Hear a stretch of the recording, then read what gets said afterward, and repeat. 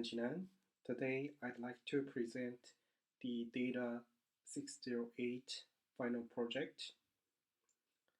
So first, let me talk about the project background. In 1979, US and China re-established diplomatic relations and signed a bilateral trade agreement.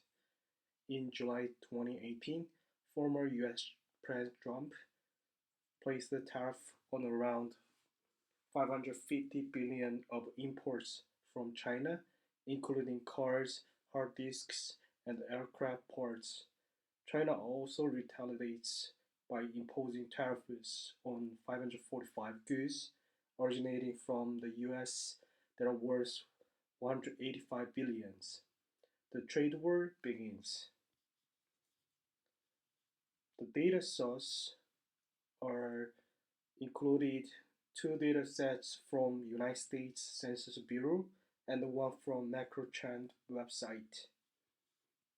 So the project object is the historical to current import-export and the trade balance graph to analyze if Section 301 or additional tariff on Chinese goods is effective or not, and then present the import-export categories to verify what categories of a product do US trade with China, and then present the historical to current exchange rate between US and China to compare which country is more beneficial from the trade, since the exchange rate is the key factor of win from the trade. At the end, make a visualization of the indirectly benefited country, Mexico, and Mexico considered as an alternative of China as a manufacturing house. So to see if that Mexico received any benefits from the trade war between US and China indirectly. And here is the libraries I've used, and then I have imported the data and did some feature engineering, change the name of the columns, and then remove the column that is not necessary. And then I have to do the static summary, and the function shows that US import and US export data sets is a string type, so I have converted it to numeric variable, a numeric value, and then there is no missing values or NA within the data sets. It's 0% of the missing values.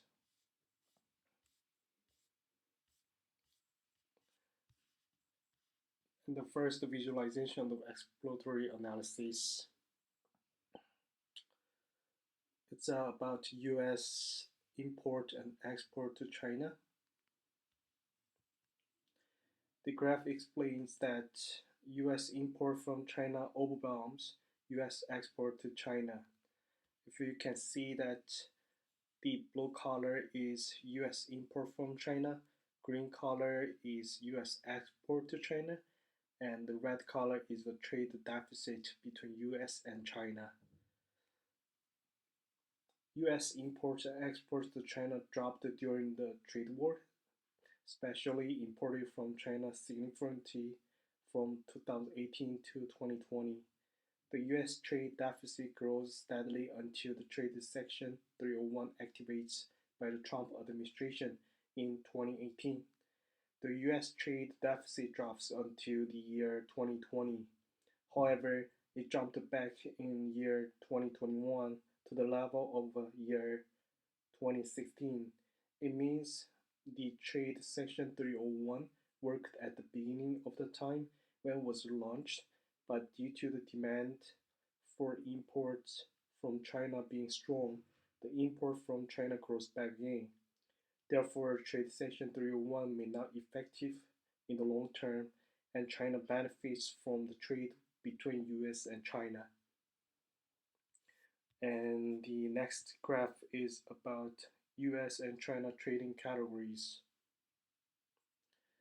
Based on the US import and export data, the two graph, the first graph is the US export to China, and the next one is the US import from China. And these two graph explains that US exports industrial supplies and the capital goods the most, and followed by consumer goods and the food beverage. Vehicle imported the least in big categories. In terms of import from China, the US imported capital goods and the consumer goods the most, followed by industrial supply and the vehicles.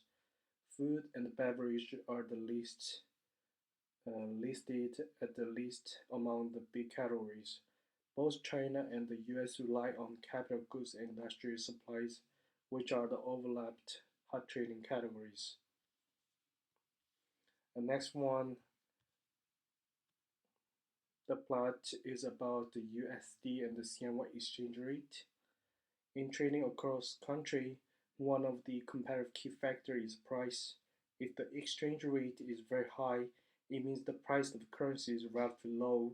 China has been keeping the exchange rate within a low range since 1994.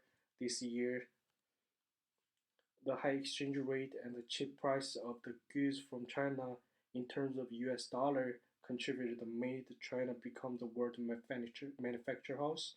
It is not only the cheap price of the goods and service but also cheap labor in the US dollar that attracts US consumers and the investors. As a result, China benefits from trade within the US. And the next graph is the US import and export to Mexico.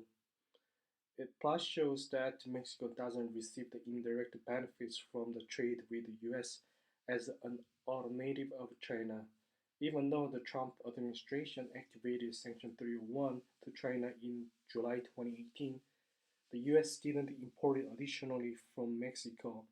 Oppositely, the import from Mexico has decreased from the year 2019 to 2020. It may be the shock from the spreading of the COVID-19 virus. It seems the trading has been discouraging from 2019 to 2020 and the jump back in 2021. At a certain time, from the year 1991 to year 1994, the US had a trade surplus from trading with Mexico. However, the deficit increased steadily at a low pace after that. So, in conclusion, even though Trump administration Section 301 triggered the trade war, it was worked at the time it was launched.